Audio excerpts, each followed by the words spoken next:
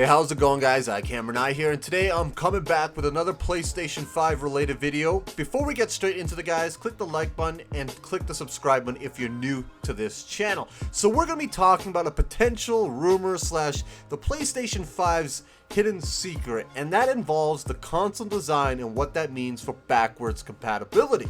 Alright, so on your screen right now is a rough estimate of what the PS5 console looks like when it's compared to its predecessors, the PS4, PS3, and its competitors, the Xbox Series X, the Xbox One, and etc. As you can see, this is the biggest home console I've ever actually seen since basically the 2000s.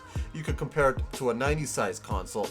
This console is huge, and that can mean a couple of things. Now, first thing, Sony is known for making big consoles, especially since the PS2, PS3, and the PS4. I guess that is a anomaly, I guess you could say, because the PS4 was very compact for what it has, and is still a very reliable machine. Its only major flaw, in my opinion, is that it sounds like a jet plane at all times, even if you do have it clean. Since day one, the PlayStation 4 has been a very loud console. So there are there's really one main reason why the PlayStation 5 would be this big, and it's for cooling purposes. But still, even how big it is, it dwarfs the Series X and the Xbox One. And the Xbox One, in my opinion, is the quietest console that has ever come out. I have it turned on right next to me, and you can't even hear it. Really great piece of designing that Microsoft had done. Much better than the 360, because everybody knows the 360's notorious failure rate. But that's not what I want to talk about. I want to talk about what could be in that console that Sony has yet to announce. Now, we already know the PlayStation 5 is supposed to be 99.9% backwards compatible with all of the PlayStation 4 games, and they're testing that at this point. But I think inside of the PlayStation 5 there will be some sort of cell processor that will be able to emulate PlayStation 3 games. Sony has been very quiet and very deceiving when it comes to confirming or even addressing its backwards compatibility of this console generation, and we know that Sony is watching what Microsoft is doing. The Xbox One has done a fantastic job when it comes to its backwards compatibility, and that is something severely lacking in Sony's camp. And I know for a fact that that is something that they want to be involved in. So I believe that there may actually be some kind of PlayStation 3 guts inside of this PlayStation 5. It only seems reasonable to me because this console's massive. Like, I can understand if you wanted to have great airflow, great circulation, keep it quiet. I get that, but it doesn't explain why it's this big. It's almost double the size of the PlayStation 4. It is a beefy console, and it is not the most powerful one on paper. On paper, you could probably give that to the Series X, but because of its SSD, it have some advantages over the Xbox Series X. That still doesn't explain, though, why it's such a big console.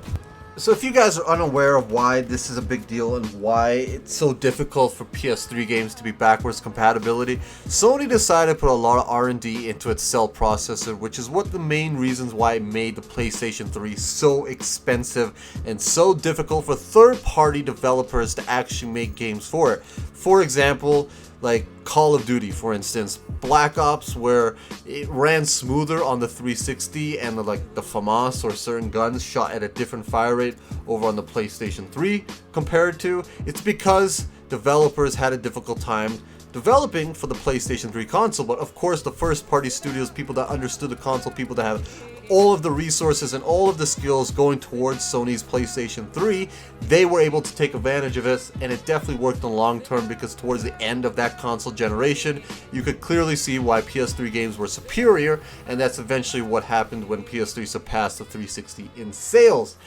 But it was very difficult to program for, and that's one of the reasons why the PS4 has no capability of running PlayStation 3 games. The only way you could do it is through PlayStation Now, which is streaming it, which is not ideal, especially because we don't exactly have the best internet infrastructure in North America. Yes, it is very good, but it's not good enough, in my opinion, for video games, especially when it comes to online multiplayer video games.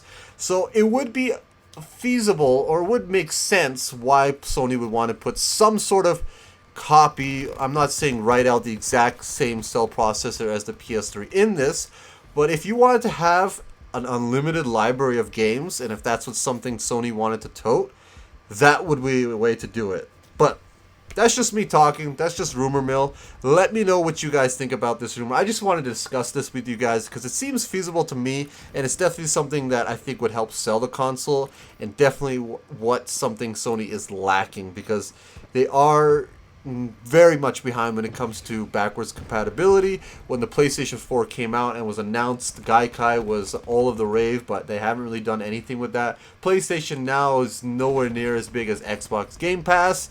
But let me know what you guys think in the comment section down below. And as always, I'll be seeing you in the next video. Thank you so much for watching.